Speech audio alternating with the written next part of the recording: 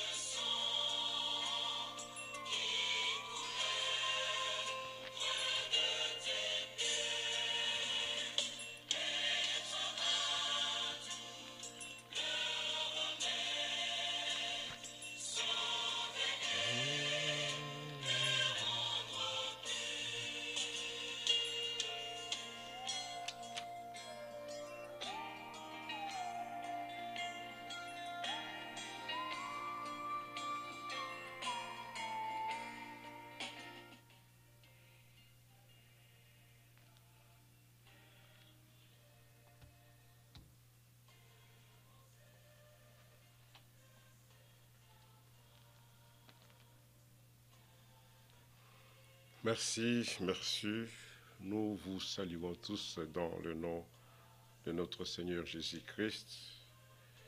C'est pour nous la joie et une grâce de se mettre devant vous afin que nous puissions partager quelques écritures dans votre émission que la Bible parle. Nous remercions le Seigneur pour la vie qu'il a accordée à chacun de nous et surtout de cette mobilité que nous avons, parce que ce que nous avons, c'est par la grâce du Seigneur.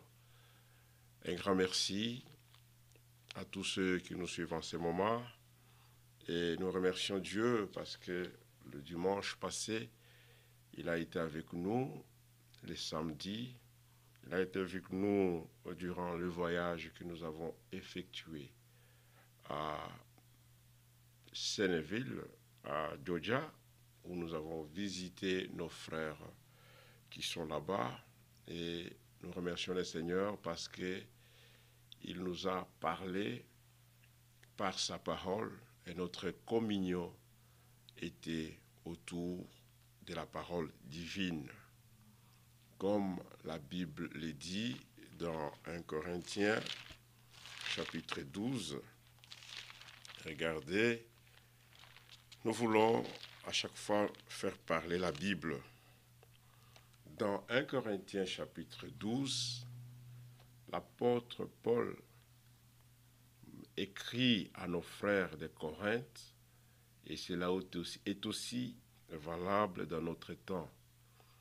Il leur dit, car comme le corps est un et a plusieurs membres, et comme tous les membres du corps, malgré leur nombre, ne forment qu'un seul corps, nous formons un seul corps, étant éparpillés sur la surface de la terre, dans des pays différents et sur les continents aussi différents.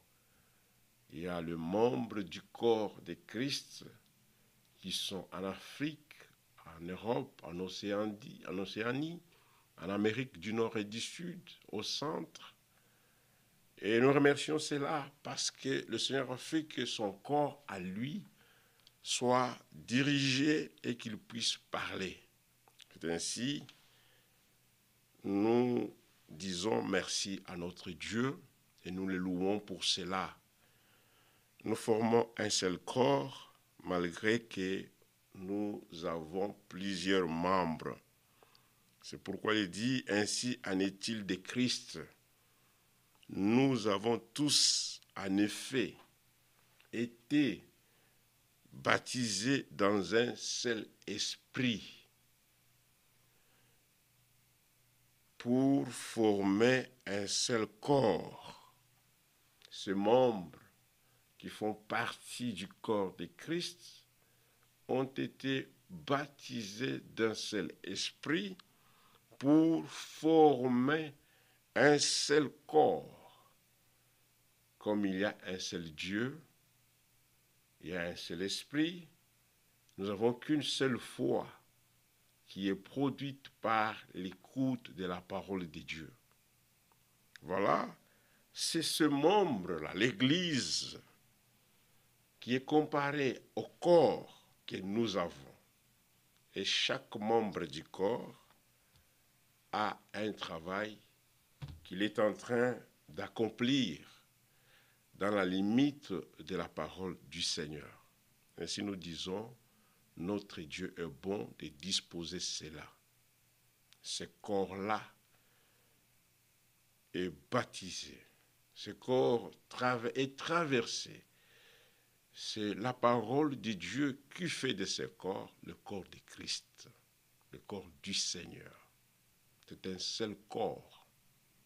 Voilà, c'est pourquoi le Seigneur dit ceci encore dans Jean chapitre 4.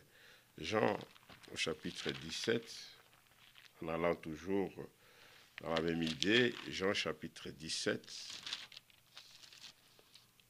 au verset 16, le Seigneur précise encore dans la prière.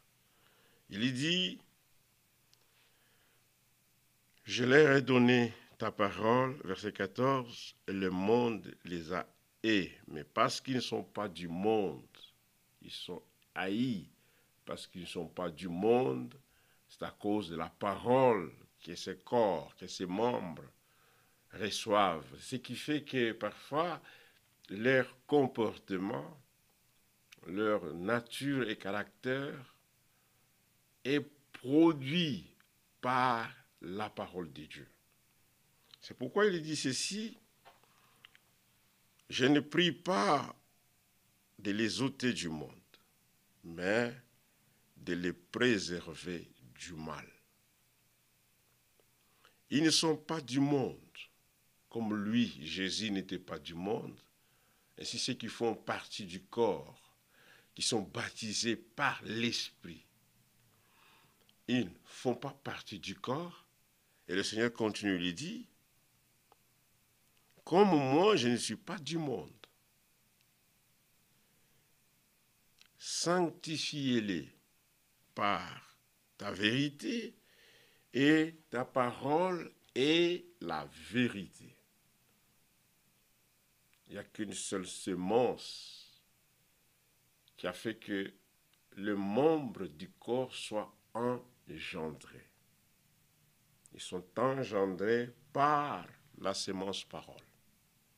Voilà pourquoi ceux qui font partie du corps de Christ, comme nous l'avons écouté, ils marchent à chaque jour et à chaque moment en présence du Seigneur.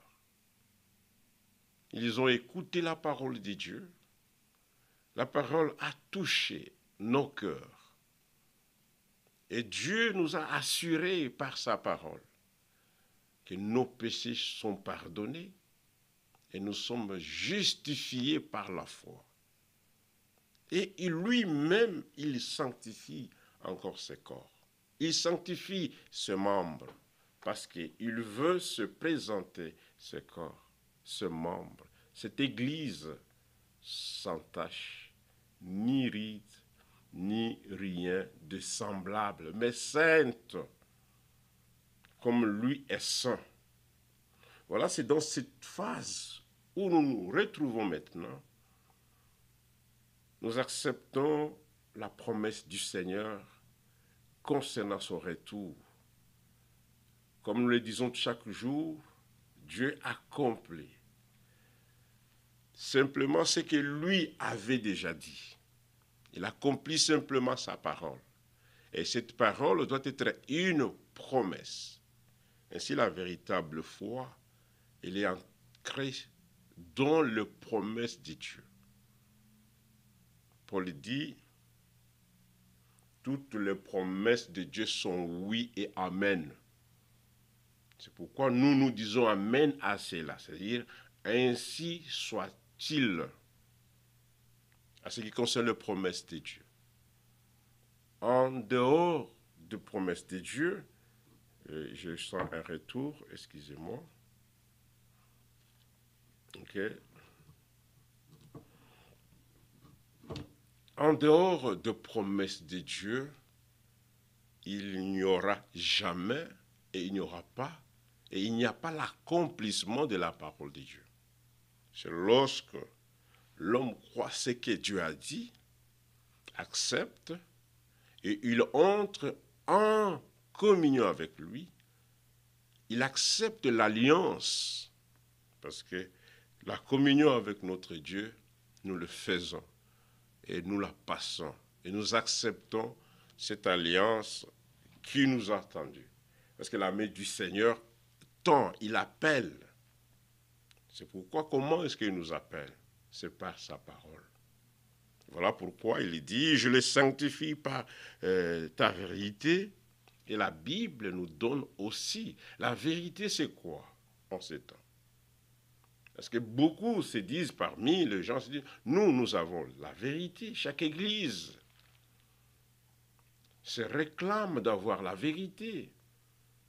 Chaque homme se réclame que dans sa dénomination, ils ont la vérité. C'est une bonne chose de se réclamer. Mais regardez, lorsque nous parlons de la vérité, nous parlons de la parole de Dieu. Et cette parole, elle doit rester pure, comme Dieu l'a donnée, sans qu'elle puisse souffrir aucune interprétation des hommes. Lorsque la parole souffre avec les idées des hommes, on a mixé certaines doctrines que l'homme a jugé que c'est bon. Ça peut paraître devant l'homme que c'est bien, mais devant Dieu, ce n'est pas correct. Voilà pourquoi, comme enfants de Dieu dans ces temps, nous devons croire comme le corps de Christ. Nous avons été baptisés par un seul esprit.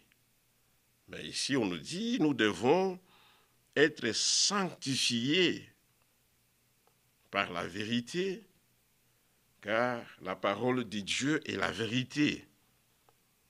Nous aimons cela et nous aimons que cela puisse rester chaque jour de notre vie, la vérité de Dieu.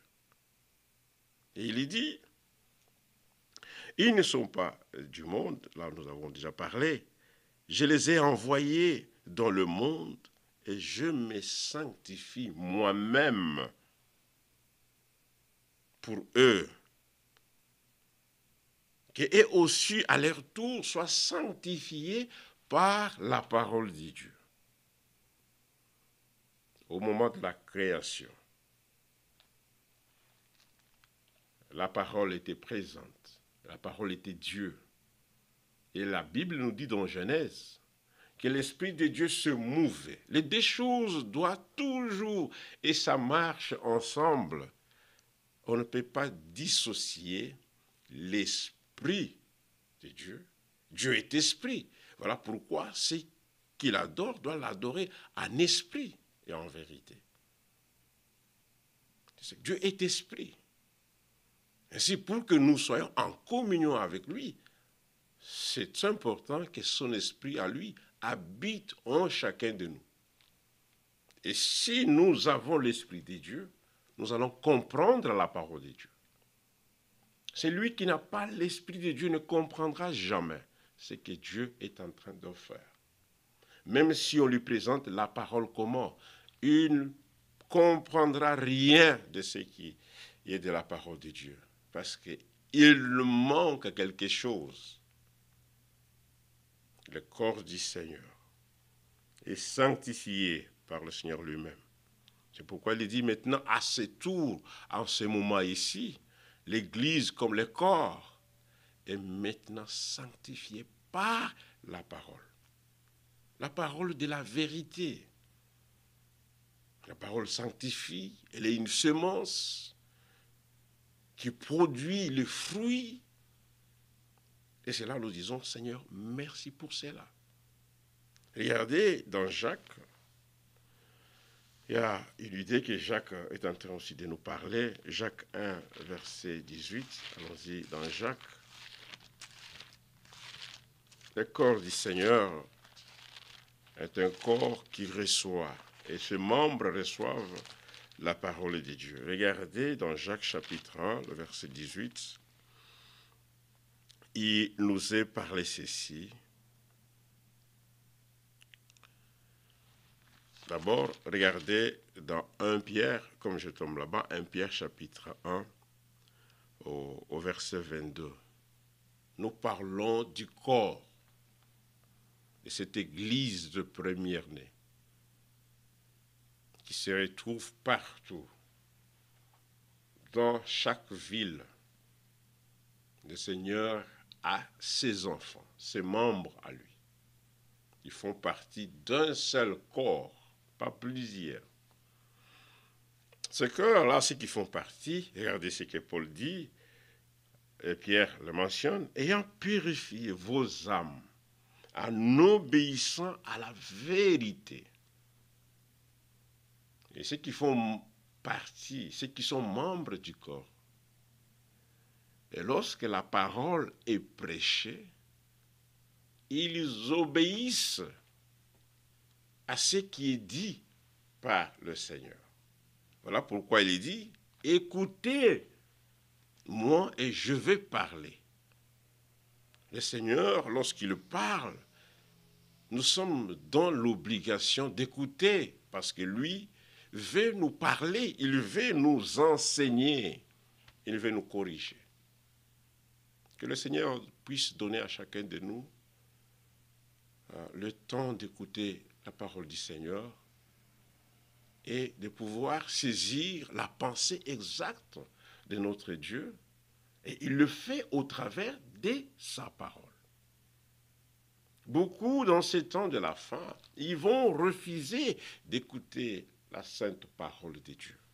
Ils vont s'attacher à des doctrines, à des enseignements. Ça, c'est Paul qui parle à son frère Timothée, que dans le dernier temps, plusieurs abandonneront la foi. 1 Corinthiens chapitre 1 Timothée chapitre 4. Et ils vont s'attacher à des doctrines étrangères. Que le Seigneur nous fasse grâce et que cela nous puissions marcher. Alors il dit ceci, ayant purifié vos âmes, en ayant purifié vos âmes en obéissant à la vérité, pour avoir un amour fraternel, sincère, aimez-vous ardemment les uns et les autres de tout votre cœur. Maintenant, verset 23. Puisque vous avez été régénérés, non pas par une sémence corruptible, mais par une sémence incorruptible. Notre régénération. Il y a un peu un bruit, je vais arrêter cela et je reviens.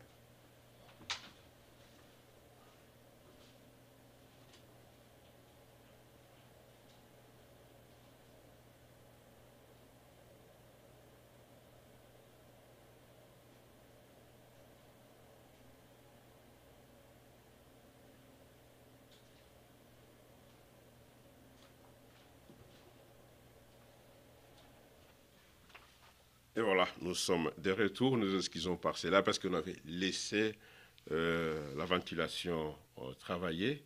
Et nous ne voulons pas que cela puisse embrouiller, ça, parce que lorsqu'il y a la ventilation, ça peut aussi donner un peu des échos dans la vidéo. Nous disions ceci, en tant que corps de Christ, en tant que membres les uns et les autres, nous sommes dans l'obligation d'écouter la parole de Dieu et d'obéir. Voilà pourquoi nous étions dans 1 Pierre, chapitre 1, verset 22. Il dit, aimez-vous ardemment. Qui doivent s'aimer ardemment? C'est simplement le corps qui est traversé par l'Esprit de Dieu. C'est simplement les membres qui sont baptisés dans l'Esprit et à qui l'Esprit demeure.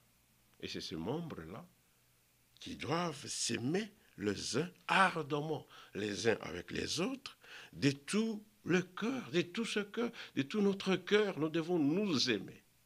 Et si nous disons merci à nos frères de Senneville qui nous ont invités d'être milliers, et nous avons palpé vraiment, ce n'est pas seulement la visite, mais ça a été une communion fraternelle. Une communion fraternelle. Un partage. Ce n'est pas que tel frère était parti pour enseigner, c'était pour que nous puissions nous exhorter.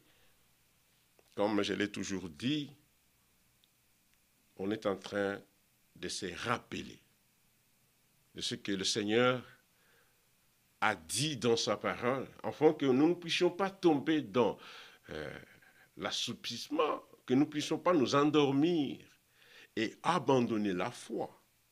Mais nous devons nous exhorter, tant qu'on dit aujourd'hui, nous nous exhortons. C'est ainsi, verset 23, « Puisque vous avez été régénérés, non pas par une sémence corruptible, mais par une sémence incorruptible, par la parole vivante et permanente de Dieu. » C'est par cette parole que nous sommes régénérés. Elle est permanente. Ainsi, lorsque nous recevons la parole permanente, nous restons aussi permanents en présence de notre Seigneur. Et par là, il commence à nous enseigner pour que nous puissions marcher fidèlement dans ce qu'il lui a dit. La parole permanente, elle est vivante. Et nous commençons par la régénération et nous vivons selon la parole de Dieu, parce que la parole a une puissance de transformation. Elle nous transforme, elle nous change. Et lorsque, comme nous l'avons écouté dans Ésaïe, chapitre 6, cet homme qui était devant le Seigneur, l'Éternel, il dit, je suis perdu. Il a reconnu qu'il était un pécheur. Et j'habite au milieu d'un peuple impur. Que le Seigneur nous fasse grâce. Lorsqu'il y a une sincérité dans notre cœur, et lorsque le Seigneur voit ce que nous avons, les désirs que nous avons, lui entre en scène avec nous. Il entre en scène.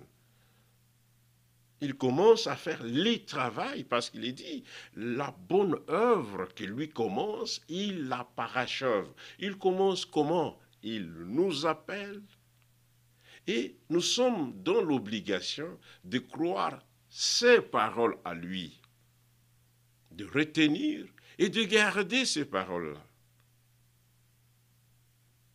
Nous devons rester avec la parole permanente, celle qui est vivante, si nous voulons vivre avec le Seigneur, si nous voulons vivre et manifester la parole, de manifester la nature, le caractère de Dieu. Nous devons rester permanents dans la parole. Voilà pourquoi on continue, on dit, car toute chair est comme l'herbe, et tout son éclat comme la fleur de l'herbe. L'herbe sèche et la fleur tombe. Lorsque nous entrons en alliance avec notre Seigneur, il commence à nous circoncire. La circoncision, c'est le fait d'enlever une partie de la chair. Et lorsque quelqu'un dit qu'il est en alliance avec le Seigneur, nous devons sentir vraiment que ce n'est pas nous qui vivons, c'est le Seigneur qui vit avec nous. C'est Dieu qui vit par moi. Nous sommes la manifestation de la parole en ces temps. L'alliance avec Dieu, comme il avait dit à Abraham, que je ferai alliance avec toi. Et il a fallu, et tout homme dans l'Ancien Testament qui entrait en alliance avec le Seigneur, l'exigence était la circoncision. Et maintenant, dans ces temps, nous voulons la circoncision de notre cœur. Nous devons garder la parole de Dieu. Comme nous sommes membres du corps de Christ, nous devons écouter la parole, nous aimer les uns et les autres, sans un amour hypocrite, sans autre chose, frères bien-aimés dans le Seigneur. Parce que nous avons reçu la sémence de Dieu. Et lorsque nous parlons de la sémence, c'est la parole du Seigneur. La chair n'est rien. La chair n'est rien. L'herbe sèche et la fleur tombe. Ici, on ramène l'écriture d'Ésaïe 40. Alors il dit, mais la parole du Seigneur demeure éternellement. Et cette parole est celle qui vous a été annoncée par l'Évangile. la parole qui demeure permanente, nous est apportée, nous est prêchée par des hommes qui sont envoyés, qui sont les dons pour l'Église. Ainsi, dans ces temps que nous attendons le retour du Seigneur, où nous acceptons la préparation, les temps où le Seigneur a restauré sa parole dans ces temps, nous aimons que cette parole qui demeure éternellement, la parole du Seigneur, puisse faire demeure dans chacun de nous. C'est pourquoi Jacques dit aussi quelque chose. Regardez, Jacques chapitre 1, verset 18, il dit ceci. Nous commençons au verset 16, il dit « Ne vous y trompez pas, mes frères bien-aimés. Toute grâce excellente et tout don parfait descendent d'en haut. » Vraiment, nous aimons même les dons qu'il a donnés à l'Église. Ce sont des dons qui viennent d'en haut. Parce que l'Antichrist, lui, tue des choses de la terre. Il tue dans l'enfer, même ses doctrines. Mais la grâce excellente vient d'en haut, et notre Père est en haut.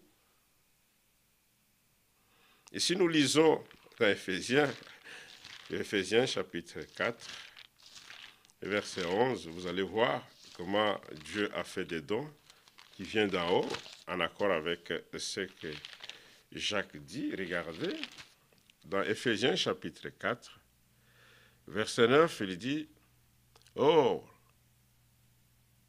Nous commençons au verset 7.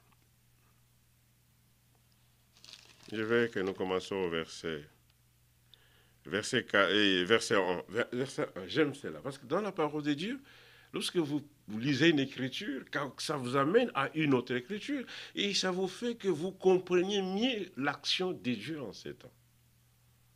Parfois, nous pouvons dire, lisons ça, mais nous commençons à tel verset. Ça fait aussi partie de ce que Dieu veut que nous puissions comprendre. Déjà, dans 1 Corinthiens 12, nous avons qu'il n'y a qu'un seul corps, mais ayant plusieurs membres. C'est ce que Paul a parlé. Et c'est de la manière dont il a exhorté ce frère-là à rester inu. Il dit, vous êtes baptisés, vous êtes immergés par l'Esprit de Dieu, dans l'Esprit de Dieu. Et la sanctification, il dit que Dieu de grâce, de paix, vous sanctifie lui-même. Ainsi, dans Éphésiens 4, verset 4, vous voyez comment c'était ce corps. Ce corps n'est pas dans une division, ce corps est dans une unité. Qu'est-ce que Dieu poursuit en ces moments avec l'Église? Qu'est-ce que le Seigneur poursuit avec son Église en ces moments? Qu'est-ce que Dieu poursuit avec son peuple? C'est que ce peuple qui ont accepté les sacrifices, que ces gens restent soudés les uns et les autres, non pas avec de l'esprit malin, mais restant toujours unis dans la foi. Voilà pourquoi la parole qui doit être prêchée doit être une parole qui engendre la foi en ceux qui écoutent cela. La parole éternelle. C'est pourquoi, dans Éphésiens chapitre 4, je vous exhorte donc, moi, Paul, le prisonnier dans le Seigneur, à marcher d'une manière digne de la vocation qui vous a été adressée. À marcher d'une manière digne de l'appel que le Seigneur nous a adressé. Il dit, venez à moi, vous tous qui êtes chargés. Je vous donnerai du repos. Venez, venez, venez à moi. Venez. C'est lorsqu'on s'approche de celui qui nous appelle que nous pouvons saisir le message qui est destiné à nous. Mais si quelqu'un reste loin du Seigneur, il ne comprendra pas. Si vous voulez que vous soyez bénis par Dieu, acceptez d'abord l'appel. Approchez-vous de lui. Vous allez voir que lorsqu'on s'approche de lui, il nous parle, il y a deux paroles d'amour qui nous adressent afin que nous puissions entrer en communion. Notre vieille nature est une barrière pour saisir les bénédictions de Dieu. La désobéissance nous éloigne plus de la foi. La désobéissance crée dans l'homme l'incrédulité et la rébellion. Ça crée dans l'homme l'incrédulité et la rébellion. Voilà pourquoi la parole que nous apportons maintenant est une parole qui dit venez, venez, venez à moi. Venez tel que vous êtes, tel que vous êtes, tel que vous êtes. Ne regarde pas, ne regarde de ce que tu es, mais regarde, accepte d'abord l'invitation, approche de ton Dieu, approche du Seigneur, et lui, lorsqu'il va commencer à te parler, il fera de sorte que tu puisses comprendre ses instructions. Que Dieu soit loué pour cela. Que nous nous approchons d'abord. Il y a un appel qui est lancé pour tout le monde. Dieu fait son œuvre de telle manière qu'il dit, ces voix ne sont pas nos voix. Quelle que soit la nature de la personne, quelle que soit sa condition sociale, quel que soit le défaut qu'il a fait, si cet homme s'approche, si vous vous approchez sincèrement et que vous avez accepté la vocation, lui qui vous a appelé, il est fidèle. Il fait toutes choses. Mais faisons un pas, approchons-nous d'abord de lui. Il faut que nous nous approchions de lui d'abord. D'écouter le message qu'il nous donne. C'est le message que Dieu est en train de donner. C'est le message de consolation. Voilà pourquoi, dans ces temps, Dieu console les cœurs qui sont brisés, les âmes affligées. Même celui qui s'est écarté de la parole de Dieu, la grâce du Seigneur appelle encore en ces temps. La grâce appelle. Il y a plusieurs qui vont dans l'église, qui se réunissent le dimanche, mais qui ne connaissent pas pourquoi je me réunis. Et je dois adorer qui? C'est ça le grand problème. Les gens ne savent pas qui adorer. Accepte d'abord la vocation. Accepte l'appel que le Seigneur lance. Il veut que tu sois participant de son corps. Il veut que tu sois membre du corps. Lui, il veut. Lui qui t'a appelé, il va te donner tout ce qui va contribuer à votre croissance. Il nous donne tout ce qui contribue à notre croissance. Ça, c'est le témoignage de ces Écritures. C'est dans sa divine puissance. Notre Dieu n'est pas impuissant, il est puissant. Nous avons un Dieu puissant qui prend un pécheur pour faire ce pécheur à devenir son fils. Ça, c'est l'évangile que nous donnons à chacun de nous. De s'approcher d'abord de lui, d'être consolé par lui. Ainsi, il dit, nous continuons, il dit, à marcher d'une manière digne de la vocation, ceux qui sont appelés par le Seigneur, et qui vous a été adressé en toute humilité. Nous devons marcher en tant que le corps du Seigneur, nous devons marcher dans toute humilité et douceur, avec patience. Oui, nous supportons les uns avec les autres par amour. Nous supportons les uns avec les autres par amour, vous efforçant de conserver l'unité de l'esprit par les liens de la paix. Voilà, dans Jean chapitre 17, il avait déjà prié, il dit qu'il soit un. Notre unité, la véritable communion dans l'unité s'effectue simplement, c'est lorsque nous croyons la même parole, nous avons le même sentiment et la même pensée. Parce que Dieu, lorsqu'il appelle son peuple, il veut que ce peuple puisse marcher dans le même esprit, avoir le même sentiment, comme les sentiments qui étaient en Jésus-Christ. On ne peut pas seulement se dire qu'on est chrétien, mais on a des sentiments qui sont contraires les uns envers les autres, une pensée qui est vraiment dirigée les uns contre les autres. Dieu est capable, mes frères. Il suffit simplement que nous obéissons à ce qu'il lui dit. Dieu est capable, il n'y a pas de difficulté. Nous devons sortir dans le programme des hommes. Parce que les hommes, chaque homme aime devenir grand, Chaque homme veut que son église grandisse, c'est ça. Chaque homme veut garder. Les gens maintenant, au lieu de voir qu'est-ce que la parole nous recommande, les gens ils sont dans les systèmes de communion autour des groupes, les groupements aujourd'hui. Des groupements ici, des groupements ici. Mais hélas, je suis conscient et j'ai la foi que lui qui a dit que son Église, son peuple soit un, que son corps, ses membres, puissent marcher dans la douceur et l'humilité dans ce corps.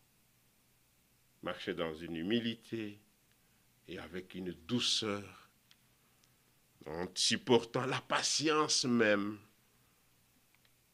nous efforcer de conserver l'unité. C'est ça que l'ennemi ne veut pas que l'Église, le membre du corps de Christ, soit un, parce qu'il va voir que s'ils sont un, il y a quelque chose qui va se passer. Voilà pourquoi il met dans celui-ci l'orgueil, il met dans celui-là, il lui donne de ne pas supporter. Moi, je n'aime pas comme cela. Et où allons-nous avec l'esprit de la compétition? Les gens commencent maintenant à imiter même les dénominationnels. Ils veulent beaucoup de membres. Avoir des membres, c'est bien. Mais est-ce que Dieu travaille au milieu de ce peuple-là? Notre Seigneur, notre Dieu n'habite pas dans le maison faite de mains des hommes. Aucun jour, il va habiter dans les maisons faites aux mains des hommes. Mais il va habiter dans des femmes et des hommes qui sont régénérés. Ces femmes qui ont été pardonnées, justifiées, sanctifiées, où lui-même fait demeure. Parce qu'il veut habiter dans ce qu'il lui fait. Oh Seigneur, merci parce que nous avons écouté. Le bâtiment, ça appartient à nous, ce sont des biens communautaires. Mais chaque frère, chaque sœur, il est précieux aux yeux du Seigneur. Parce que nous avons été rachetés. Tu as été racheté à un grand prix par le sang de Dieu lui-même. Merci Seigneur pour ce que tu as fait. Et ce n'est pas, regardez, nous voulons voir quelque chose, verset 4, il dit, il y a un seul corps et un seul esprit. Comme aussi vous avez été appelés à une seule espérance, par votre vocation, il y a un seul Dieu, une seule foi, un seul baptême, un seul Dieu. Tout est un. Un seul Dieu, un seul esprit, une seule église, un seul corps du Seigneur. Mais ce corps ayant dans lui plusieurs membres. Il est dit, un seul Dieu est Père de tous, qui est au-dessus de tous, et parmi tous et en tous. Parce que les gens disent toujours de parmi tous, mais nous devons dire qu'il est aussi en tous. En qui? Dans ses membres. Mais à chacun de nous, la grâce a été donnée selon la mesure du don de Christ. C'est pourquoi il est dit, étant monté dans les auteurs, il a amené des captifs et il a fait des dons aux hommes. C'est pourquoi on dit que tout don parfait descend d'en haut. Ainsi, les ministères qui sont donnés ne viennent pas de la terre. C'est Dieu qui donne les dons pour son Église. Ainsi il dit, or, qu'est-ce qui signifie qu'il est monté, sinon qu'il est descendu dans le région inférieure de la terre? C'est lui qui est descendu, c'est le même qui est monté au-dessus des cieux, afin de remplir toutes choses. Il a donné, il a donné le ministère, le don, afin que nous, comme Église, comme son Église, comme sa propriété, nous soyons bénéficiaires de ces dons. L'Église aujourd'hui est vraiment comblée de toute bénédiction de Dieu. Il y a les 5 ministères qui sont donnés pour la parole éternelle, pour apporter l'évangile du salut, l'évangile du royaume, la parole prophétique. Et il y a le 9 dons qui servent l'église locale comme l'ensemble, un lieu que les gens habitent. Oh Seigneur, merci. Et tout cela, nous voyons, et cela est donné envie de perfectionnement des saints. Les saints doivent être perfectionnés. Il n'est pas dit que dans une seule église, il doit y avoir les 5 ministères, mais dans le corps de Christ, ceux qui sont du corps de Christ, nous sommes bénéficiaires de ces 5 ministères de la parole. Nous disons merci parce que Dieu nous a envoyé un prophète, au nom de frère William Branham. Dieu nous a envoyé le docteur, notre frère Frank, qui dispense droitement la parole, afin que nous ne puissions pas écarter de la voix du Seigneur. Et tous ces dons que Dieu a donnés ont l'utilité commune. Ils ont comme travail le perfectionnement des saints. Perfectionner le saint. Le rendre apte à comprendre l'œuvre de Dieu. Le rendre apte pour être prêt pour ces jours, les grands jours que nous attendons, les retours de notre Seigneur. Lorsque vous acceptez tous ces 5 ministères, tous ces 5 dons de Dieu, vous serez bénis. Mais lorsque vous refusez un seul ministère, vous avez un problème et l'incrédulité fait que vous refusez des dons. Il y a ceux qui sont dans les églises indépendantes, ils refusent de recevoir l'homme de Dieu, de l'écouter, malgré qu'ils écoutent en cachette, d'écouter des prédications données par le prophète William Branham. Les autres disent, bon, c'est un prophète comme ça, c'est un serviteur aussi. Ils acceptent même que Dieu l'a employé puissamment, l'a utilisé. Mais Dieu ne fait pas des choses comme ça pour se faire plaisir.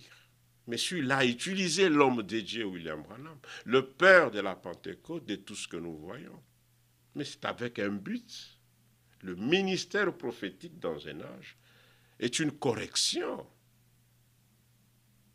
Et pour nous, lorsque nous avons écouté ces paroles, ces prédications, nous avons vu que Dieu nous a interpellés à venir à lui. Pourquoi Dieu envoie un prophète? C'est pour faire revenir son peuple vers sa demeure. C'est ça la signification. Pour que nous quittions ce que les hommes ont prêché, parce que nous nous sommes écartés en écoutant d'autres évangiles. Nous sommes écartés en croyant de Dieu qui ne donnait même pas la vie. Aujourd'hui, tu peux être dans une église. Être dans une église, c'est bien. Mais il faut suivre ce que le Seigneur dit. Être de son corps, faire partie de cette église de première. Cette église que lui-même s'est acquis par son sang et qu'il est en train de laver en ce moment. Voilà pourquoi, bien-aimé dans le Seigneur, mon ami, les ministères ont été donnés pour le perfectionnement des saints en vue de l'œuvre du ministère du corps. Voilà, le corps revient encore. Le corps ne peut pas commencer à s'édifier soi-même, mais le Seigneur a prévu des dons qui doivent édifier ses corps, qui doivent perfectionner ses corps. Et en parlant du perfectionnement, nous avons parlé de la sanctification.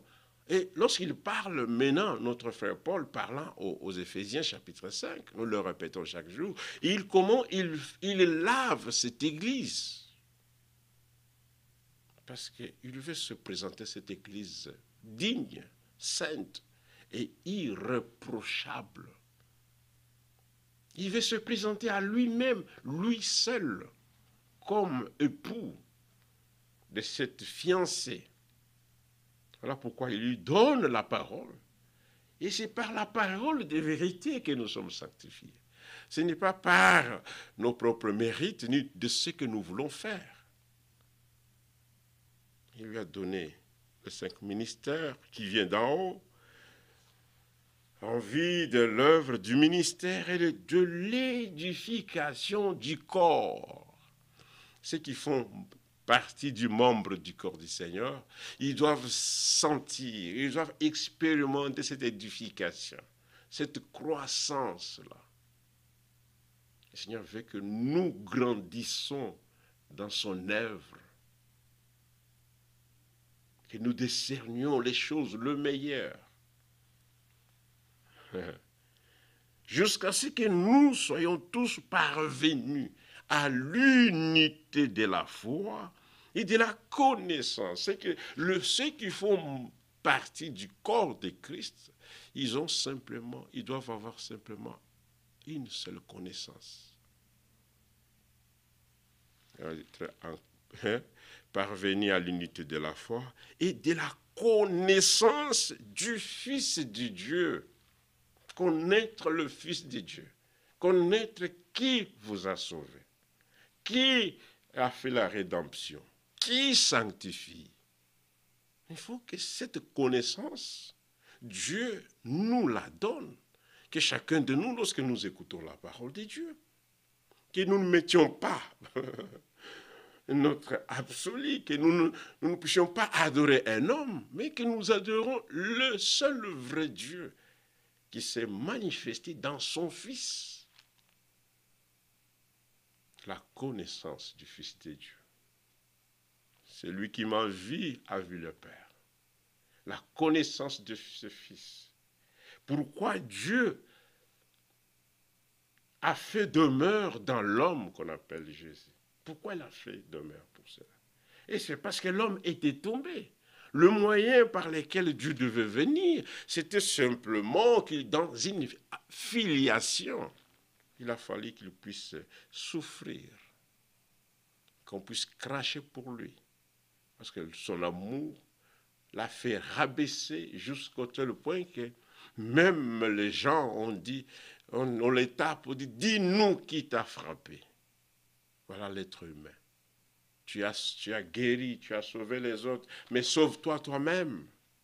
Jusqu'au tel point qu'à Golgotha, à ce jour-là, lorsqu'il voulait rendre l'âme, il y a eu l'obscurité. On l'a mis sur la croix, nu. Oh Seigneur, nous disons merci, parce que ce main n'était pas fermé, mais le bras était ouvert. Maintenant, pour te dire, toi, pour me dire, moi, il dit, écoute, venez à moi, je vais vous accueillir, c'est par amour. Oh, chaque geste qui est dit dans la parole, et lorsqu'il partait, lorsqu'on crachait sur lui, et lorsque tout ce qu'on faisait sur notre Seigneur Jésus-Christ, ça s'est passé selon les Écritures. Mais le but de tout cela, c'était que toi et moi, nous recevons la vie éternelle. Que nous acceptons la rédemption. Merci Seigneur pour cela. Avoir la connaissance du Fils de Dieu. À quel état a l'homme fait à la mesure de la stature parfaite de Christ. Et chaque jour, lorsque nous écoutons la véritable parole, nous grandissons. Nous devons grandir dans la foi. Et celui dans le naturel qui ne mange pas ne grandira jamais. Mon frère et ma sœur, vérifie la nourriture que tu manges. Vérifie. Est-ce que c'est une nourriture déjà avariée ou c'est une nourriture qui est déjà empoisonnée avec des doctrines étrangères? Parce que si la parole est déjà infectée, vous aurez toujours du mal à accepter la Bible. Lorsqu'un homme a du mal à accepter ce qui est écrit, il a déjà du poison dans son corps. Il ne va pas accepter ce que Dieu dit. Et il y aura un esprit d'égarement qui va faire que tu seras endurci. Tu vas écouter plus l'Église que la parole de Dieu. Tu vas écouter ton ensemble plus que la parole de Dieu. Et en chaque fois, lorsqu'on te parlera, tu vas dire, oh, mon pasteur a dit, l'homme te l'a dit. Et vous verrez, les gens, ils vont prendre leur clergé, leur berger comme des saints des saints.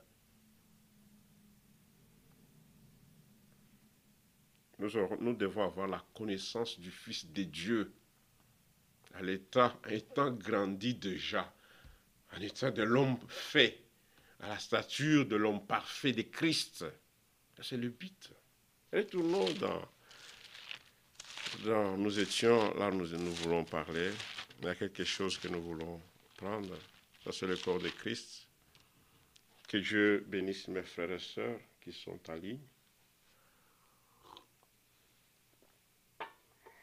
Hier, nous avons écouté une prédication intitulée « Que Dieu vous bénisse », mon frère Ntolo.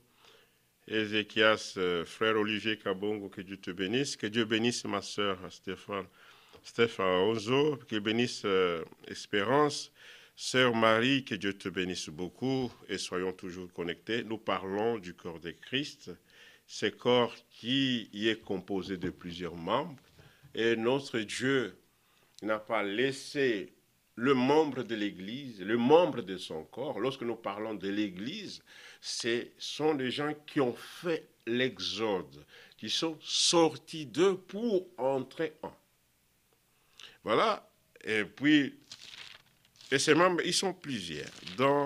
Retournons dans Jacques, chapitre 1, là nous étions. Verset 18, maintenant ces membres-là, il dit, parce que nous avons parlé au verset 16, « Ne vous y trompez pas, mes frères, toutes grâces excellentes et tout don parfait descend d'en haut du Père des Lumières, chez lesquels il n'y a ni changement, ni ombre de variation. » Pierre avait parlé de l'engendrement, et Jacques aussi. Voilà, ceux qui sont des dons de Dieu, ils ont un seul langage. Notre communication n'est pas une communication extérieure, c'est une communication autour de la parole de Dieu. Et si nous voulons bien nous entendre, si nous bien nous comprendre les uns les autres, parlons le même langage. Et le langage de Dieu, c'est le langage de la parole de Dieu. Pourquoi les gens ne veulent pas écouter la parole de Dieu? Si les gens comprenaient le langage de Dieu, on n'allait pas baptiser les gens au nom du Père, du Fils et du Saint-Esprit. Vous voyez le problème, c'est parce que les gens n'ont pas bien compris le langage de Dieu. Et si les gens ont compris bien le langage de Dieu, ils n'allaient pas même permettre que les femmes puissent commencer à prêcher et avoir de grandes églises comme nous le voyons aujourd'hui. Tout cela, c'est pourquoi? C'est à cause que les gens ont rejeté. On ne doit pas augmenter ni retirer quelque chose. Même un iota, même le point virgule, on ne peut pas enlever cela. Ça a de l'importance. Même les i, on ne peut pas enlever cela. Laissons la parole telle que cela a été annoncé. Parce qu'elle demeure éternellement. Qui es-tu pour changer ce que Dieu a dit? Le véritable don de Dieu, ce qui vient d'en haut, et non pas de la terre, non pas des écoles théologiques, ils ont du respect à la parole de Dieu. Celui qui refuse la parole écrite ne saura jamais connaître la révélation de Dieu. Et lorsque nous parlons de la révélation, c'est quelque chose qui existe. On révèle une chose cachée. Nous sommes un peuple bienheureux parce que nous comprenons les Écritures, non pas parce que nous avons étudié, non pas parce que nous avons lu beaucoup, mais c'est parce que Dieu a voulu que nous puissions connaître ce qui est dans sa parole. Voilà pourquoi nous disons que nous sommes le bienheureux. Ma sœur, mon frère, tu es bienheureux et bienheureuse du Seigneur, parce que il a plu à notre Dieu de nous révéler ce qui est caché. En commençant même par le péché dans le jardin d'Éden. Qu'est-ce qu'il y a eu? Il nous a révélé cela. Le péché originel, c'est quoi? En nous révélant même la rédemption. Nous connaissons la rédemption. Parce que si vous ne connaissez pas ce que Dieu a fait, il sera difficile que tu puisses les suivre. Voilà pourquoi Jacques dit aussi, il nous a engendrés selon la volonté, selon sa volonté. Il nous a engendrés selon sa volonté. Comment il le fait? Par la parole de la vérité. Afin que nous soyons en quelque sorte le prémisse de sa créature. Le prémisse. Lorsque un champ est semé, il y a toujours le prémisse, le fruit des prémices. Ce qui apparaît le premier. Voilà pourquoi on nous appelle l'église de première-née. Parce que dans cette nouvelle alliance, dans cette nouvelle création, Jésus-Christ est le premier-né d'entre beaucoup de frères. C'est nous. J'appartiens dans ce royaume, dans cette famille où Jésus lui-même est le premier-né d'entre plusieurs frères. Il est notre frère. C'est ce que la Bible dit. Mais il n'est pas dit où les gens disent oh, Jésus est mon grand frère. C'est écrit où? Si ce n'est pas écrit, laissez la parole écrite telle qu'elle est. N'ajoutez pas des sentiments humains. Il nous a engendrés selon sa volonté, par la parole de vérité. Pourquoi? Afin que nous soyons en quelque sorte les prémices de ces créatures.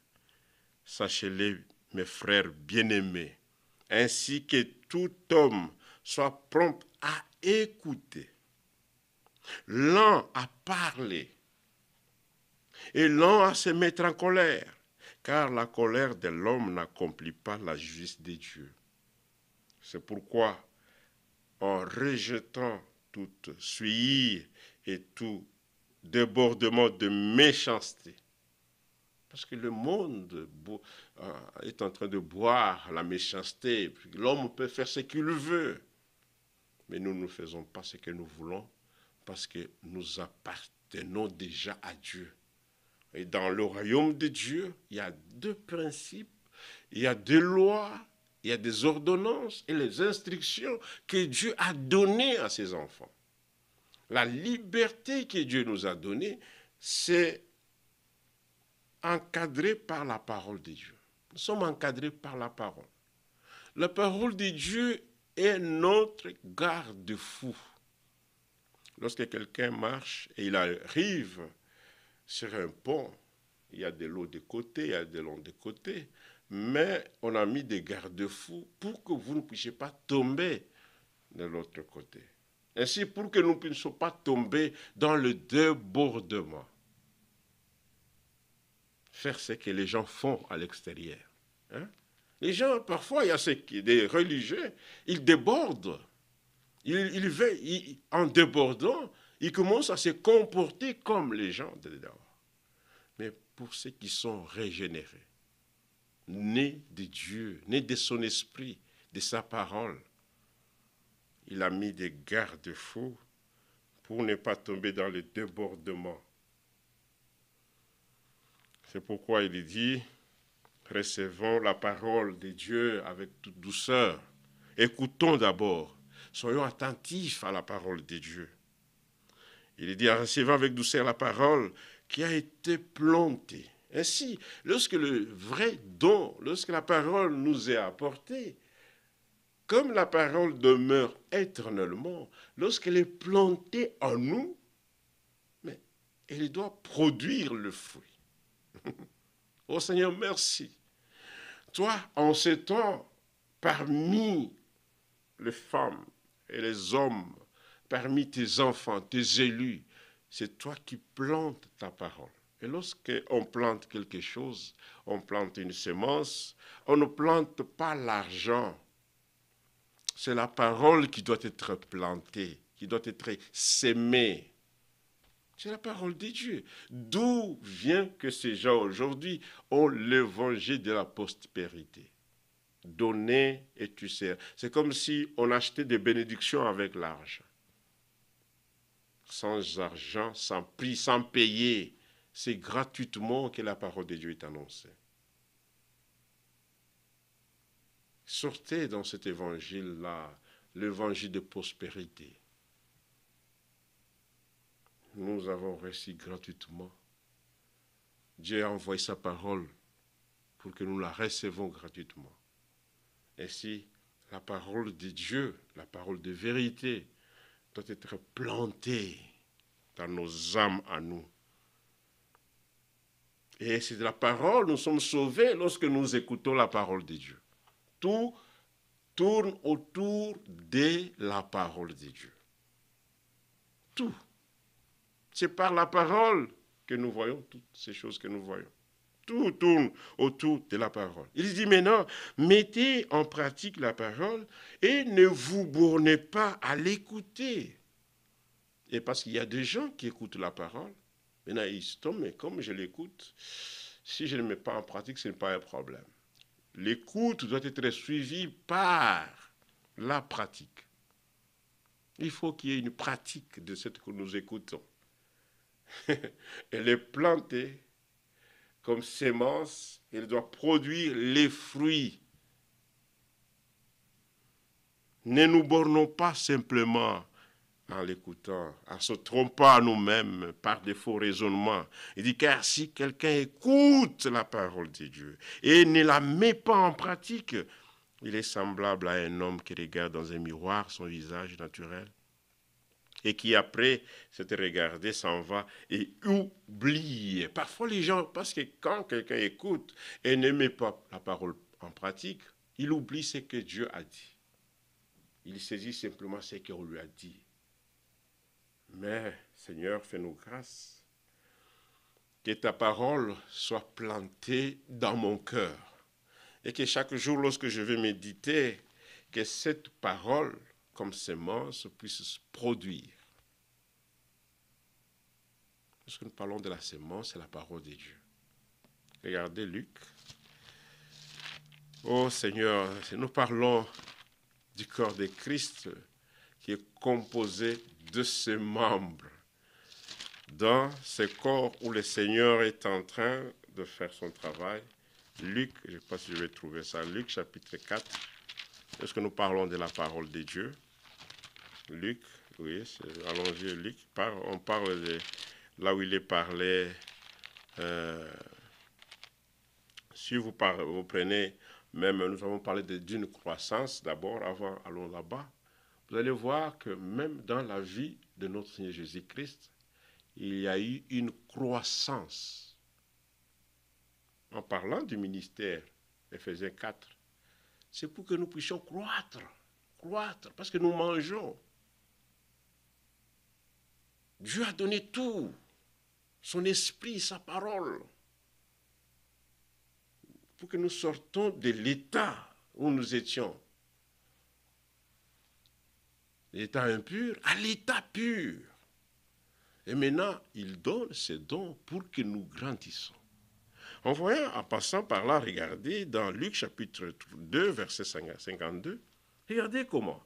Il dit, et Jésus croissait, il croissait, en sagesse, en stature et en grâce, devant Dieu et devant les hommes. Tu dois expérimenter d'abord la croissance. Et les gens qui nous entourent, ils doivent voir que cet homme a grandi dans la parole de Dieu. Parce qu'il y a des gens qui vont à l'église chaque dimanche, mais qui ne sont pas, ils sont toujours enfants. Ils agissent comme les enfants. Ils agissent de manière comme les gens du monde. Ils parlent comme les gens du monde. Non. Que tout notre être entier soit conservé, qu'il lui-même puisse nous sanctifier. L'être entier, l'âme, le corps, l'esprit, même notre parler. Il faut que nous discernions d'abord ce que nous voulons parler. Est-ce que ça contribue à l'œuvre de Dieu ou ça détruit l'œuvre de Dieu? Lorsque quelque chose détruit l'œuvre de Dieu, ou ça détruit mon frère, ou ça détruit ma soeur. Stop, je ne peux pas parler cela.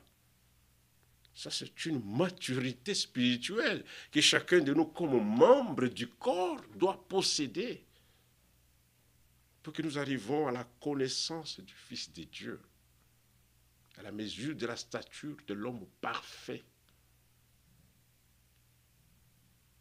Nous devons grandir dans la foi. Il faut grandir. Celui qui ne grandit pas, non, ne peut pas aller plus loin. Dans 1 Timothée chapitre 4, verset 15, lisons quelque chose. 1 Timothée 4, verset 15, il dit ceci. Regardez celui qui grandit. Il dit, occupe-toi de ces choses. Verset 13, c'est Paul qui donne maintenant des conseils à son frère du corps, un membre du corps. Et cela aussi est important pour nous. Voilà, il dit, jusqu'à ce que je vienne, applique-toi à la lecture. Mais quelqu'un nous pouvons écouter le message. Quel est cet homme, quelle est cette femme qui attend le retour du Seigneur? Elle ou lui, simplement, ils lisent la Bible, c'est seulement quand ils vont venir à l'église. Ils prient quand ils vont manger. Non. Ça doit être une vie en nous. Nous vivons pour cela. C'est pourquoi Paul dit, jusqu'à ce que je tarde, mets-toi à l'application, applique-toi à la lecture, à l'exhortation et à l'enseignement. Ne néglige pas des dons qui est en toi et qui a été donné par prophétie. Il parle du ministère de l'homme de Dieu avec l'imposition des mains de l'Assemblée des anciens. Occupe-toi de ces choses. Quelles choses? La lecture, l'exhortation. Nous devons nous occuper à méditer la parole de Dieu, à l'apprendre et à la mettre en pratique, afin que tes progrès soient évidents pour tous. Ta croissance puisse être une croissance évidente. Comment tu as écouté la parole de Dieu 1 année, 2 ans, mais tu agis toujours comme quelqu'un qui ne connaît pas la parole. Frères bien-aimés, nous sommes les fils de Dieu, nous avons des responsabilités en tant que fils de Dieu dans le royaume de Dieu. Nous devons grandir, nous devons avoir une croissance, comme nous croissons dans cette vie naturelle. Regardez, dans la vie naturelle, si un enfant naît et qui ne grandisse pas, ça sera un point que les parents vont tous les jours se demander. Ça sera une préoccupation. Comment l'enfant ne grandit? Pourquoi il y a ceci? Pourquoi il y a ces retards de croissance? Ainsi, il y a des gens qui sont en retard de croissance dans la parole de Dieu. Parfois, c'est la négligence. Notre négligence, nous ne voulons pas écouter. Pour que nous puissions grandir, écoutons ce que Dieu dit. C'est bien de dire que nous avons reçu la parole révélée, nous sommes dans la vérité. Mais il y a des conditions que nous devons accepter et mettre en pratique. Nous ne sommes pas dans un phare. Après avoir donné sa vie pour le péché, il verra une postérité. Le corps de Christ, les membres sont une postérité. Nous avons cette responsabilité de prendre la parole, de vivre la parole, d'écouter. Nous devons grandir. Voilà pourquoi il dit que ce progrès soit évident pour toi. Ainsi, regardez verset 16 de 1 Timothée chapitre 4. Veille sur toi-même et sur ton enseignement. Persévère dans les choses, car en agissant ainsi, tu te sauveras toi-même et tu sauveras ceux qui t'écoutent. Agissons selon ce que nous écoutons. Parfois, les comportements des gens laissent à désirer parce qu'ils agissent contrairement à la parole. Est-ce que la faute est parce que la parole n'a pas la puissance? Non, la faute est à celui qui n'a pas bien écouté la parole de Dieu et qui n'a pas mis en pratique les commandements de Dieu. Parce que la parole de Dieu est parfaite. C'est la vérité. Voilà pourquoi dans Luc, retournons dans Luc 8, je pense, oui. Luc chapitre 8, il est parlé de le semeur et le terrain. Vous connaissez cette histoire. Et Jésus dit, une grande foule s'étant assemblée, verset 4, et des gens étaient venus de diverses villes auprès de lui. Il dit cette parabole. Dans une parabole qui est donnée, il y a une leçon que le Seigneur veut faire comprendre à son peuple. Ici, lorsqu'on sème la parole, ça dépend du terrain. C'est lui qui écoute la parole de Dieu, il devient un terrain dans lequel, parce que nous avons lu que la parole doit être plantée. Il faut que la parole soit plantée. C'est pourquoi si vous lisez cela, vous allez voir, lorsque la parole est plantée, elle tombe où? Nous commençons au verset 5, il dit, un semeur sortit pour semer la semence. Comme il semait, une partie de la semence tomba le long du chemin. Ça tombe toujours, une partie. Une autre partie tomba dans la bonne terre. On dit toujours, une autre partie tomba au milieu des épines. C'est-à-dire, ce sont les terrains que, quand cette parole sort, la sémence. Maintenant, à la fin, ses disciples, verset 9, lui demandaient, que signifie cette parabole? Il répondit, il vous a été donné de connaître les mystères du royaume de Dieu. Toutes les églises ne connaissent pas le mystère du royaume. Mais ceux qui font partie de l'église du Seigneur, ceux qui sont membres du corps, qui acceptent la vérité, ils doivent connaître les mystères du royaume. Dans le royaume de Dieu, il y a 2 mystères. Et ces mystères, le Seigneur ne le révèle pas à tous, mais c'est simplement à ces groupes qui lui appartiennent. C'est pourquoi il dit, il vous a été donné de connaître les mystères du royaume de Dieu. Mais pour les autres, cela leur est dit en parabole. Ne t'occupe pas de ce que les autres font. Nous nous occupons de ce que Dieu a dit. Si les autres ne veulent pas la parole, ne veulent pas mettre en pratique la parole de Dieu, mais moi, je ne peux pas être les autres. L'Église n'est pas les autres. Nous sommes un groupe auquel le Seigneur a révélé, a donné la révélation des mystères du royaume de Dieu. Nous connaissons cela. Et comme nous connaissons un mystère, pour le connaître, il faut que celui qui connaît le mystère puisse te révéler cela. C'est un mystère. Un mystère, pour connaître cela, ça nécessite la révélation, l'ouverture du mystère.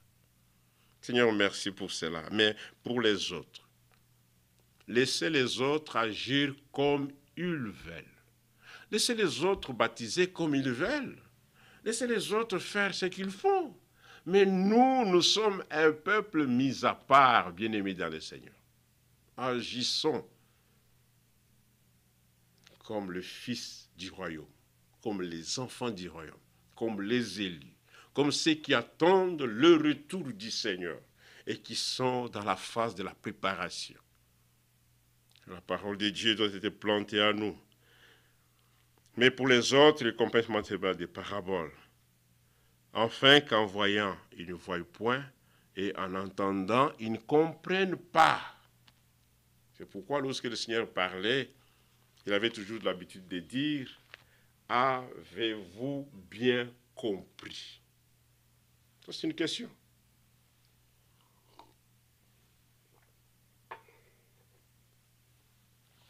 à ceux que la parole est plantée, à ceux qui reçoivent la parole de Dieu, Dieu nous parle par sa parole, mais il aime que nous comprenions ce qu'il dit. Et la véritable compréhension, c'est lorsque le Seigneur lui-même vous ouvre l'intelligence de comprendre les Écritures. Il ne suffit pas de parler plus, non. Il suffit de dire ce que Dieu a dit, comme dans Luc chapitre 24, verset 47. Lorsqu'ils étaient sur le chemin d'Emmaüs, il était déjà ressuscité. Mais comme le Saint-Esprit n'était pas encore descendu, les disciples n'ont pas compris la situation. Ils parlaient. Et c'est pourquoi il a même dit, vous êtes lents à comprendre tout ce que le prophète en parle. Il y a parfois cette situation, les gens sont dans cette situation, ils sont lents à comprendre la parole de Dieu. Oh, lorsque nous écoutons, lorsque Dieu nous parle, ouvrons notre cœur. Soyons attentifs à la parole de Dieu. Parce que dans ce qu'il parle, il y a de bénédictions. Il y a une croissance. Il y a de bénéfices pour nous. Dieu ne parle pas en vain. Il parle pour nous corriger. Il parle pour nous exhorter. Il parle pour que nous puissions avoir l'espérance en lui. Et lorsque Dieu parle, il veut que nous puissions avoir encore l'assurance et l'amour de Dieu puisse abonder notre cœur. Maintenant, c'est pourquoi il dit verset 11, voici ce que signifie cette parabole. La sémence, c'est la parole de Dieu. La sémence, c'est la parole. C'est pourquoi il dit, cette parole qui a été plantée en vous. Mais vous savez, si on ne plante pas, nous ne pouvons pas manger. Et lorsqu'on plante, il y a une production agricole. Et lorsque la parole est plantée, la parole n'a pas été envoyée pour faire les prosélytes. La parole est envoyée pour que les enfants de Dieu soient libérés et que ces enfants soient connectés, qu'ils puissent faire l'alliance avec leur Dieu. Ainsi, regardez, pour finir, cette parole qui a été plantée. C'est la parole de Dieu, et lorsque nous recevons la parole de Dieu, à la fin, il faut que cette parole puisse se manifester en nous. Voilà pourquoi il est dit ceci dans Galates chapitre 5, oui. Galates chapitre 5, à son verset, il est parlé de fruits de l'esprit et les œuvres de la chair. Si vous partez au verset 16, il est dit, je dis donc, maintenant, nous sommes nés dans le royaume de Dieu. Nous naissons, maintenant nous devons marcher. Et comment devons-nous marcher en tant que membres du corps? Mais la réponse vient de la Bible. Ainsi, Paul dit aux Romains, et c'est là aussi dans Romains 8, il parle de cela. Chapitre 1, jusque là en bas. Dans Éphésiens, il a donné des exhortations et chaque fois qu'il parlait, il avait toujours l'évangile de ramener le peuple de Dieu à lui. C'est pourquoi il dit, je dis donc, marchez, verset 16 de Galates chapitre 5, marchez selon l'esprit. Déjà dans 1 Corinthiens chapitre 12, nous voit que les corps, nous avons été baptisés par le même esprit. Et voilà, comme nous sommes baptisés, nous sommes nés par l'esprit, par la parole de Dieu. Maintenant, lorsque nous marchons, cet esprit demeure toujours en nous. L'esprit de Dieu doit nous conduire maintenant.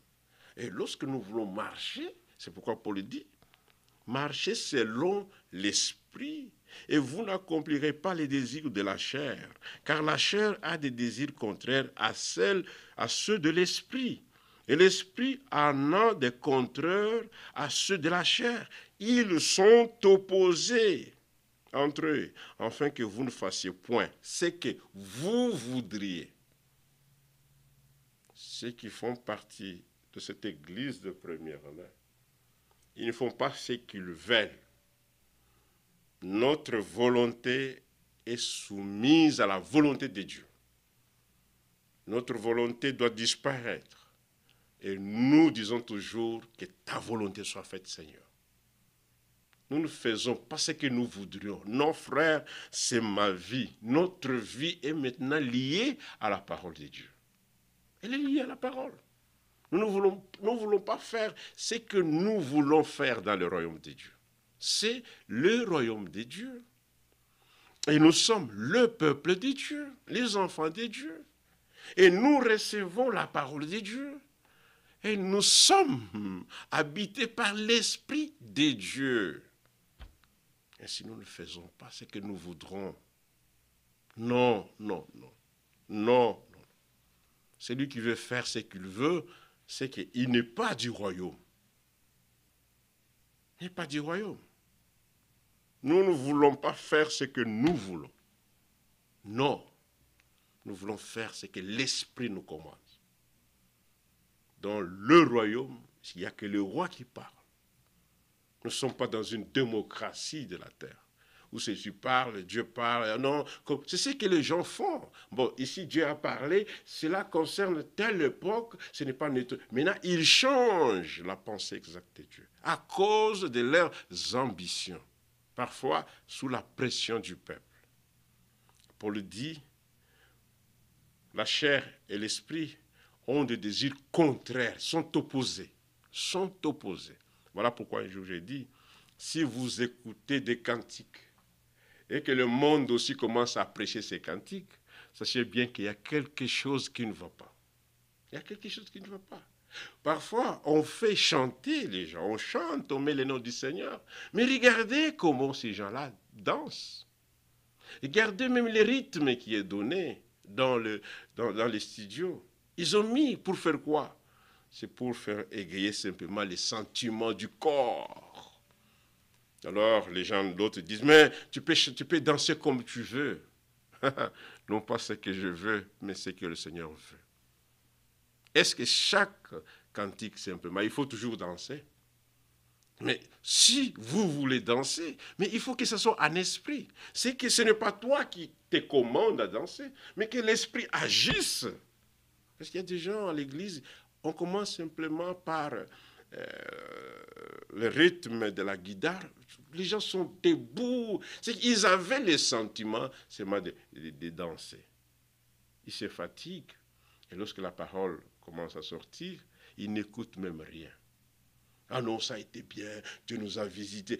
Pour beaucoup de gens, Dieu les a visités parce qu'ils ont dansé.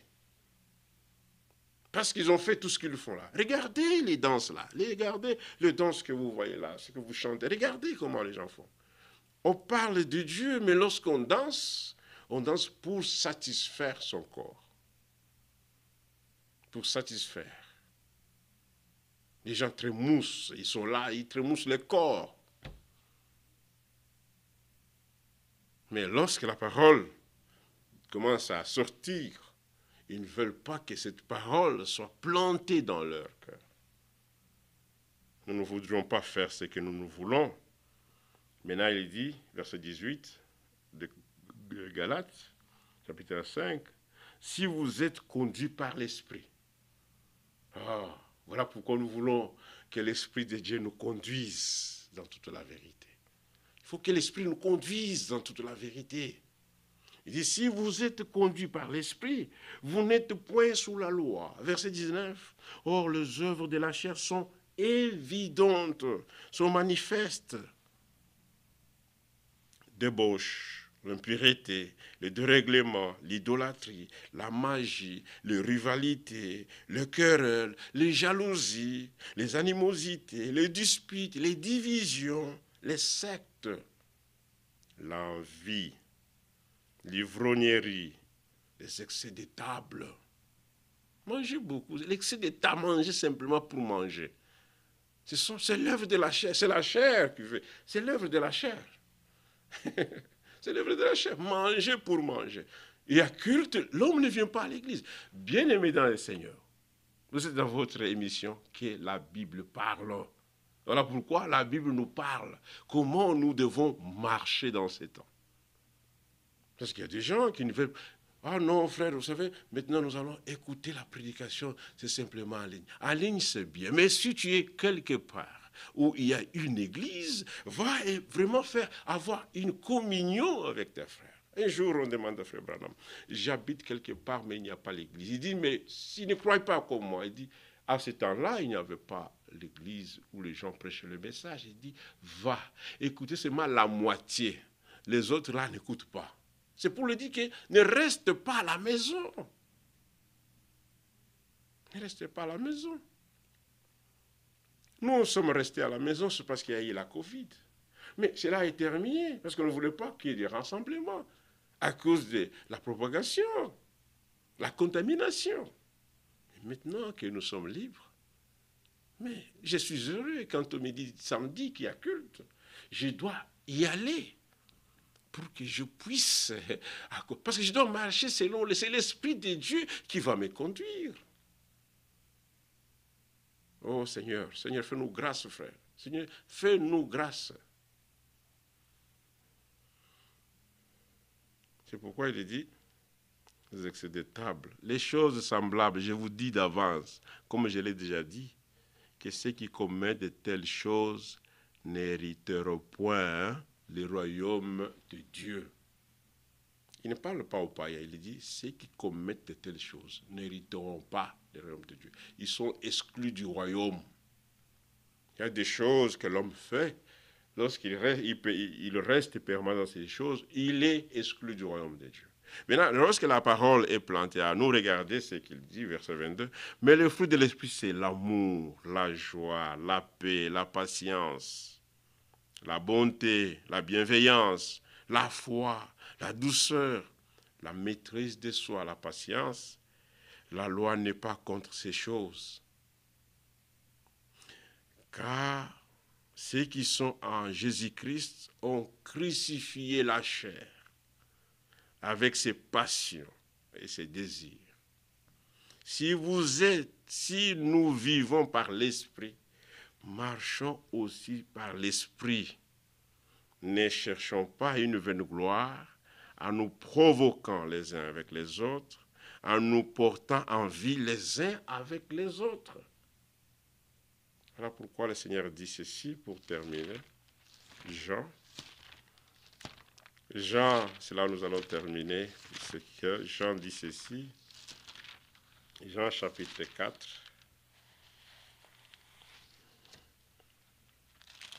nous parlons, Jean chapitre 4, il dit,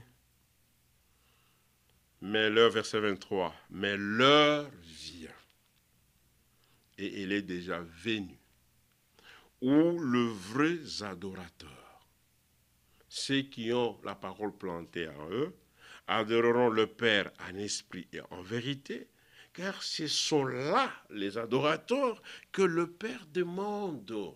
Il cherche ces adorateurs-là,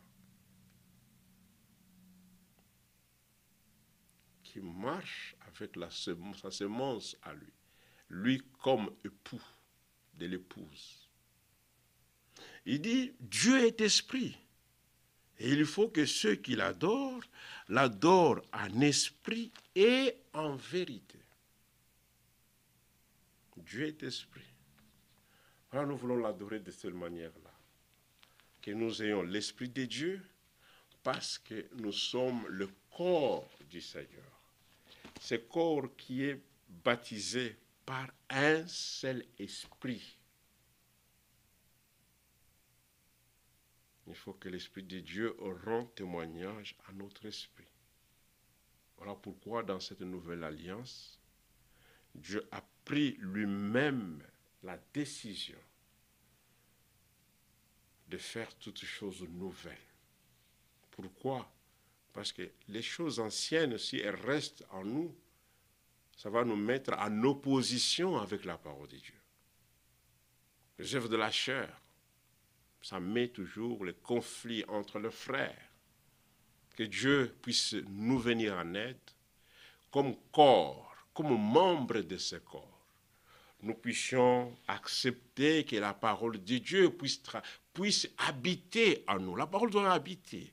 Et lorsque la parole comme semence habite, elle est plantée. Elle doit produire il y a un résultat. Il y a une espérance vivante. Il y a, lorsque l'homme reçoit la parole de Dieu, nous devons rester en présence du Seigneur, en présence de lui, qu'il puisse nous laver. Il nous a pardonné, justifié. Restons permanents en sa présence. Et lorsque nous marchons, nous voulons dire comme ces Grecs-là qui disaient, messieurs, nous voudrons voir Jésus. C'est simplement ceux qui sont membres du corps de Christ qui ont cette possibilité de voir le Seigneur Jésus-Christ. Il agit maintenant, il agit. Il dit, je serai en vous et je serai parmi vous. Le monde ne me verra pas. Mais vous, toi, il faut que tu l'expérimentes. Nous arrivons à un moment loin de nous des théories, mais que la pratique, que nous puissions expérimenter. Le Dieu là que nous croyons. La foi, que tu puisses expérimenter, que c'est Dieu qui m'a changé. Expérimenter la parole de Dieu. Avoir les expériences bibliques. Et non pas des choses que les gens se forment, se fabriquent. L'Église du Seigneur, l'épouse de Jésus-Christ, a un témoignage sur cette terre. Et ce témoignage doit se manifester en nous si nous sommes attachés à sa parole. Si nous sommes attachés. Ne faisons pas des choses comme nous voudrons. Nous ne sommes pas les autres. Nous voulons faire ce que Dieu nous a demandé. À nous, Dieu nous a donné ce privilège de connaître les mystères du royaume, de son royaume. Nous les connaissons. Laissez les autres faire ce qu'ils vont. Laissez les autres marcher dans le chemin qu'ils veulent. Ainsi, la Bible dit, sortez du milieu de mon peuple. Nous sommes au temps de sortir. Ne restez pas toujours endormis pour dire simplement j'ai la parole de Dieu, je crois à ce que Frère Branham a dit, je crois le ministère de Frère. Non, il faut que chacun de nous expérimente. Les espions, lorsqu'ils sont allés, ils sont venus avec les expériences réelles. Oui, le pays existe. C'est lui qui a dit à Israël que je vais te donner le Canaan. Fin de fin, Israël ont expérimenté. Voilà pourquoi ce pays-là est convoité par tous. C'est convoité. C'est parce que cela est sorti de la bouche de notre Dieu. C'est convoité par tout le monde. Que Dieu bénisse chacun de nous. Que la paix et la miséricorde puissent accompagner chacun de nous. Ça a été Frère Jean, et que Dieu bénisse. Nous sommes arrivés à la fin. Que Dieu nous accorde sa grâce et sa bonté. Nous allons demain nous allons écouter une prédication. Parce qu'on a fait beaucoup de temps, je n'étais pas là.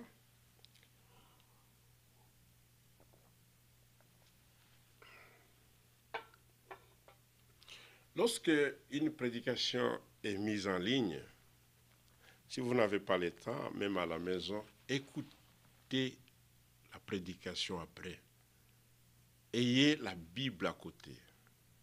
Vérifiez chaque chose avec la Bible. Et plus nous écoutons la parole, le message a été emmagasiné. C'est pour que dans ces temps de la fin, que nous ne puissions pas commencer à aller chercher, à aller nous débrouiller. La parole est là, ne nous débrouillons pas. La parole, nous l'avons en abondance. Écoutons cela. Je crois, Dieu voulant, demain, nous allons écouter la parole de Dieu. Et vraiment que Dieu puisse vous assister. Priez pour moi, priez pour l'Église. Et ceux qui sont aux alentours, à Ottawa, à Gatineau, à Aymer, l'église, la salle physique se trouve pour nos réunions physiques, en présentiel que je voulais dire, c'est au 10 91 1091 sur la rue Saint-Louis, dans la ville de Gatineau. Nous sommes dans la province du Québec, mais notre porte, la porte de l'ensemble, est ouverte pour tout le monde. Nous sommes une église interdénominationnelle. Nous ne sommes pas le produit d'une église quelconque sur la terre. Nous sommes une église indépendante, mais nous prêchons la même parole. Le message est révélé des dieux bibliques, parce qu'il y a une promesse pour son retour. Voilà pourquoi nous devons recevoir cette parole. La parole de Dieu qui ramène nos cœurs à cette foi apostolique, à la Bible. Que Dieu soit loué pour cela. C'est pourquoi nous pouvons vous dire ce matin, Shalom. Nous serons heureux que vous puissiez nous écrire. Nous sommes en train d'améliorer petit à petit. Nous achetons du matériel pour la rediffusion. Nous, on va changer petit à petit. Parfois, si vous écoutez que ça ne sort pas bien, mais écrivez-nous. Nous avons besoin de vos critiques, de vos encouragements. Cela doit faire aussi bien. Parce que dans ce que toute chose que l'homme fait, il y a toujours de l'imperfection. Mais lorsqu'il y a des conseils par-ci, par-là, ça va aussi nous donner le courage d'améliorer. Si nous nous attendons, parfois lorsque les frères écrivent, écrivez aussi là où vous nous suivez, là où vous êtes, écrivez-nous.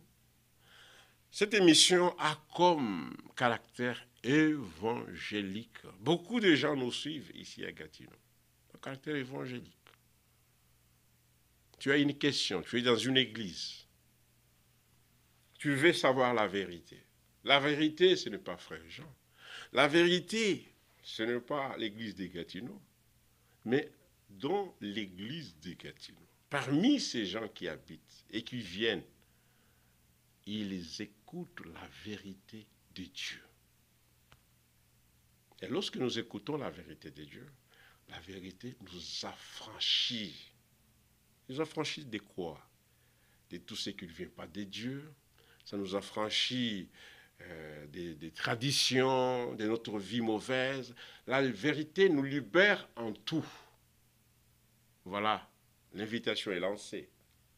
Samedi à 19h30, 18h plutôt, nous avons les cultes en présentiel sur la rue Saint-Louis. Le numéro que j'ai donné, 1091, la rue Saint-Louis. Vous venez dimanche à 10h45, nos portes sont ouvertes. Nous écoutons la parole de Dieu. On ne prend pas beaucoup de temps. Parfois, les frères peuvent, chacun, celui qui a un cantique, ils peuvent entonner, chanter. Mais nous mettons l'accent sur la parole de Dieu. Parce que dans ces temps ici, la parole est rare. Mais elle n'est pas rare parmi les élus de Dieu.